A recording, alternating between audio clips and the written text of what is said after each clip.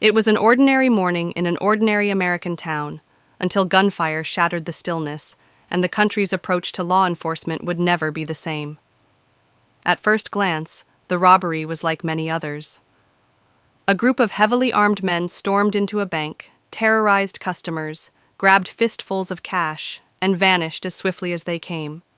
But behind the chaos was a deeper story, one that exposed the vulnerabilities of American policing, ignited public fear, and triggered reforms that would echo for decades. This wasn't just a heist. It was a turning point in American history. To understand how one robbery could ripple so far and so deep, we have to rewind to a time when the country itself was reeling. The 1930s were marked by desperation. The Great Depression had left millions jobless, families homeless, and faith in the system deeply shaken. Bread lines stretched around corners, banks collapsed weekly. For many Americans, the institutions that had once promised stability now represented betrayal. In that vacuum of trust and prosperity, a new kind of criminal emerged. Bold, armed, and sometimes, at least in the eyes of the public, romantic bank robbers like John Dillinger, Bonnie and Clyde, and Machine Gun Kelly weren't just outlaws, they were celebrities. Their names were splashed across newspaper headlines. Some Americans viewed them with a mix of fear and admiration, as modern-day Robin Hoods who took back from the corrupt financial system. But their actions had deadly consequences, and the police were struggling to keep up. At that time, American policing was highly fragmented and woefully outdated. Most law enforcement agencies were local or state-run, with limited budgets and basic equipment.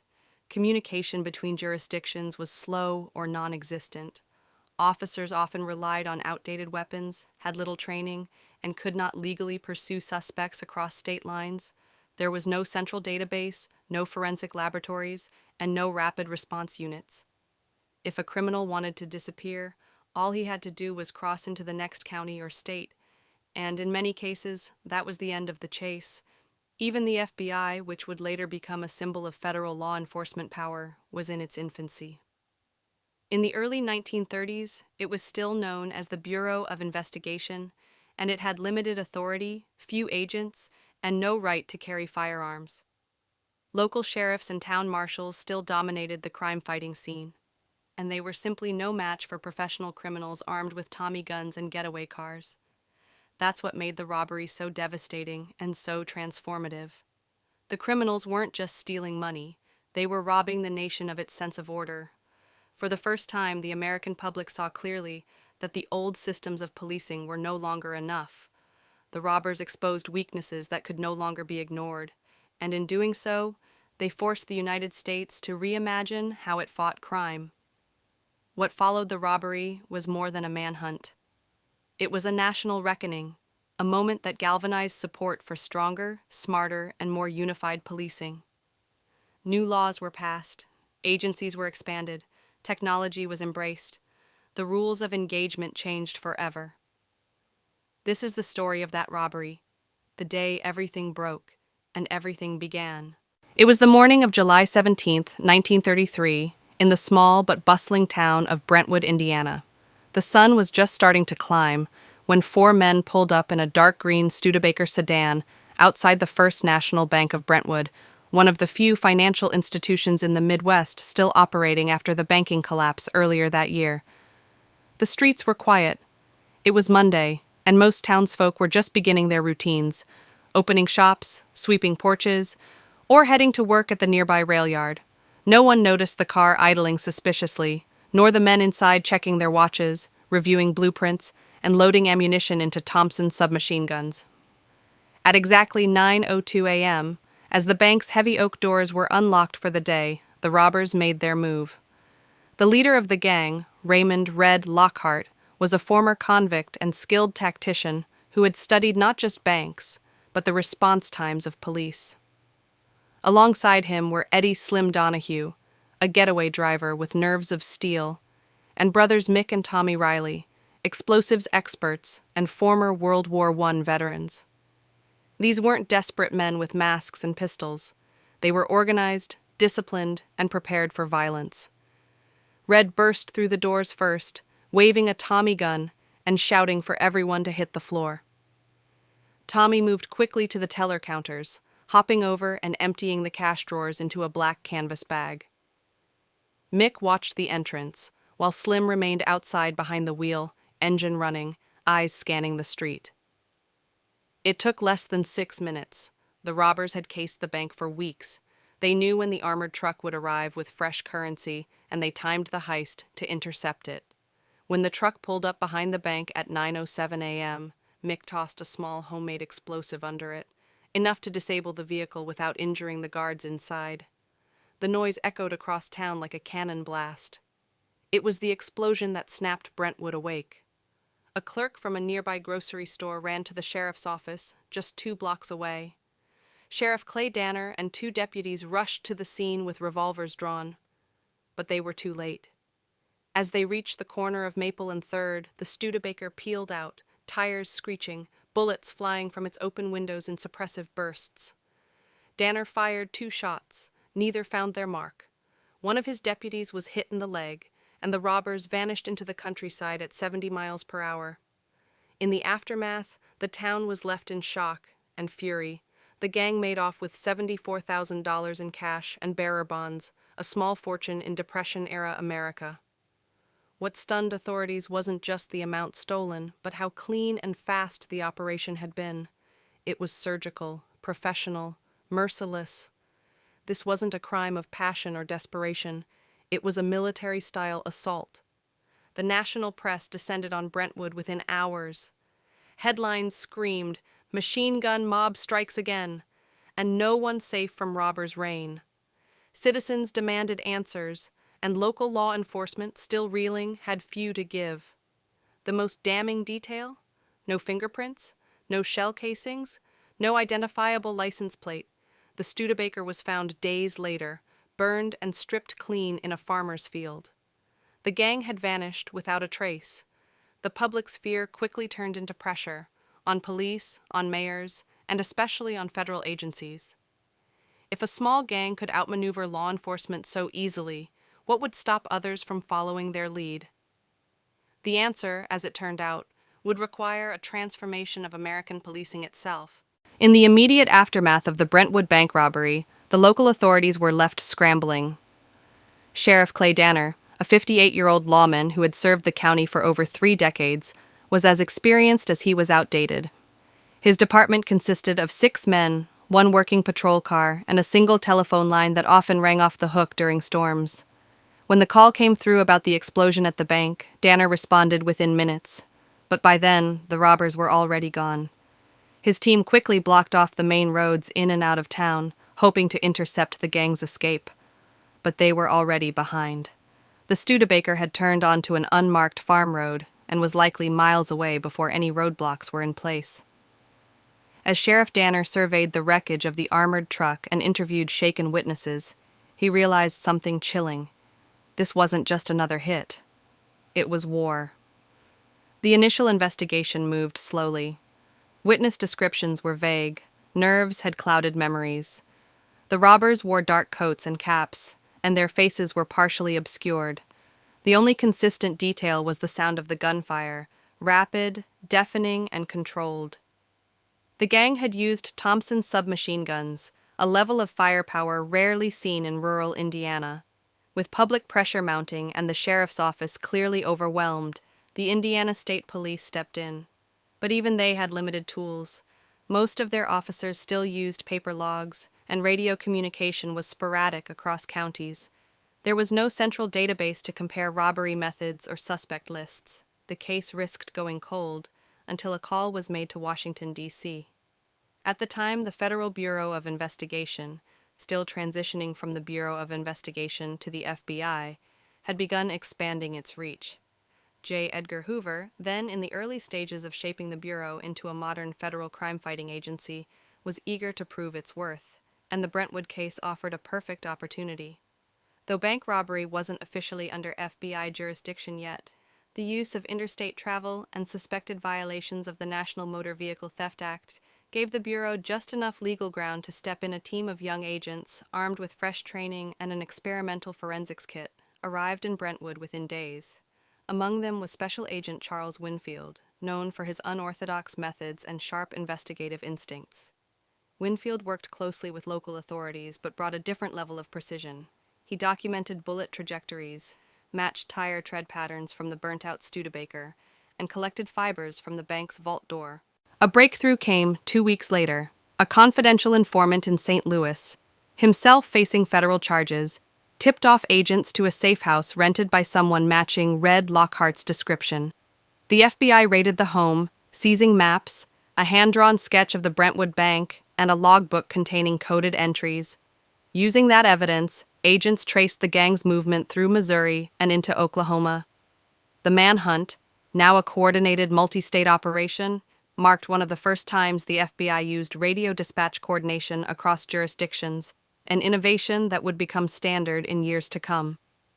The final confrontation occurred near Tulsa. After a 36-hour stakeout, federal agents surrounded a farmhouse where 3 of the gang members had holed up. What followed was a tense, bullet-ridden standoff. When the dust settled, 2 gang members were dead, and 1 was captured: Eddie "Slim" Donahue. Lockhart, the gang's leader, remained on the run for another 5 months before being gunned down in Chicago in a separate raid. The Brentwood case became a turning point, not only for federal law enforcement, but for policing across the country. It showed that modern criminals required modern methods, and that local departments could no longer fight 20th century crime with 19th century tools. The FBI's successful intervention marked the beginning of a new era, where crime was national and law enforcement had to be too. The Brentwood robbery wasn't just another bold crime, it was a national wake-up call. In the aftermath of the violent heist and the highly publicized manhunt, it became painfully clear that America's law enforcement system was ill-prepared to deal with the rising tide of professional, mobile, and well-armed criminals. What followed was nothing short of a revolution in American policing. At the heart of this transformation was the realization that local police forces, fragmented, under-resourced, and operating in silos, could not keep up with criminals who treated state lines like speed bumps.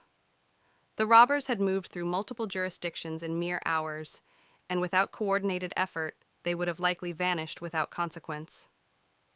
The case demanded a level of coordination, communication, and sophistication that local authorities simply didn't have. One of the first major shifts was the adoption of radio communication across police departments. Before the Brentwood case, many rural and even some urban law enforcement agencies relied on telegraphs, runners, or landline calls routed through switchboard operators. During the manhunt, the FBI and state police had tested new two-way radio systems that allowed for real-time updates between field agents and command centers. The technology proved invaluable. Within a year, hundreds of police departments had begun installing radio dispatch units in squad cars, transforming the way law enforcement responded to crimes in progress. Equally groundbreaking was the embrace of forensic science. FBI Special Agent Charles Winfield's detailed crime scene documentation, matching tire treads, analyzing bullet trajectories, and identifying fibers, showed the power of methodical, evidence-based investigation. Inspired by this approach, the Bureau established new training programs in forensic analysis. In 1935, just 2 years after the Brentwood robbery, the FBI opened its first scientific crime detection laboratory in Washington, D.C., bringing fingerprinting, ballistics, and chemical analysis under one roof. Local departments took notice. Larger cities began establishing their own crime labs. Police academies started teaching not just firearms and patrol tactics, but also evidence handling, scene preservation, and chain of custody procedures. The image of the gumshoe detective began giving way to that of the trained criminal investigator policy also shifted at the federal level. Prior to the Brentwood case, the Bureau of Investigation had limited power. But the success of the robbery investigation helped sway public and political opinion. In 1934, Congress passed a series of laws expanding the FBI's jurisdiction, most notably the ability to investigate bank robbery as a federal offense, especially if stolen money crossed state lines. The laws also granted federal agents the right to carry firearms and make arrests. The result was a dramatic expansion of the Federal Bureau of Investigation, both in size and scope. Under J. Edgar Hoover, the FBI grew from a small bureau with fewer than 700 agents into a nationwide force of thousands. New divisions were formed for intelligence gathering, interstate crime tracking, and organized crime suppression. The Bureau also launched the FBI Academy in Quantico, Virginia, offering standardized training to agents and eventually to police officers from across the country. The ripple effects reached even the smallest towns. Police departments began investing in updated weapons, bulletproof vests, and patrol cars. The idea of a centralized database for fingerprints, stolen vehicles, and known offenders took root, eventually evolving into the modern NCIC, National Crime Information Center. Interagency cooperation, once rare and clunky, became routine. Most importantly, the Brentwood case helped shift public expectation. Citizens no longer accepted that criminals could simply vanish over state lines. They demanded results, and they got them, through a new breed of policing that was faster, smarter, and better equipped. The robbers had come with guns and chaos, but what they left behind was something far more lasting, a blueprint for the future of American law enforcement. The Brentwood bank robbery may have lasted only 6 minutes, but its shadow stretched across decades. In the years that followed, the event came to symbolize more than just a violent heist. It marked a clear before and after moment in the story of American law enforcement, a moment when the nation confronted its vulnerabilities and chose to evolve. One of the most profound, long-term effects of the robbery was the acceleration of law enforcement modernization. Agencies across the country began investing heavily in new technologies, radio communications, forensic tools, motorized patrol fleets, and centralized criminal databases. What had once been considered luxury or experimental equipment became standard issue. The robbery proved that modern criminals were not bound by old rules, and neither could police afford to be the FBI, newly empowered by expanded jurisdiction and public support, grew rapidly in both influence and sophistication. Under J. Edgar Hoover's direction, the Bureau launched a national crime index, developed cutting-edge investigative techniques, and trained agents in everything from fingerprint classification to behavioral profiling. Federal law enforcement now had both the tools and the authority to pursue criminals across state lines, and do it with precision. But the legacy wasn't just technological. Culturally, the robbery reshaped the public perception of law enforcement. Before the 1930s, many Americans saw police forces as local, reactive institutions, often underpaid, under-equipped, and politically compromised. The Brentwood case changed that narrative. The coordination between state and federal agencies, the methodical tracking of suspects, and the eventual dismantling of a professional gang were seen as a triumph of justice and of modern law enforcement. Public admiration for lawmen surged, fueled by newsreels, radio broadcasts, and newspapers that now celebrated agents and detectives as national heroes. The G-Man, short for government man, became an iconic symbol of federal resolve and integrity. Citizens who once felt helpless in the face of organized crime now believed that the law could reach anywhere, even into the dark corners of interstate banditry. At the same time, the event also prompted difficult but necessary conversations about civil liberties, police accountability, and the role of federal power. As law enforcement agencies gained more tools and authority, watchdog groups and civil rights advocates began calling for oversight. The seeds of today's ongoing dialogue between public safety and civil liberties were planted in part by cases like Brentwood, where the stakes and responses were so high in hindsight, it's remarkable how one robbery could influence so much. What started as a violent act of theft ended as a catalyst for innovation, reform, and nationwide introspection. It forced police departments to question outdated methods. It showed lawmakers the need for stronger infrastructure.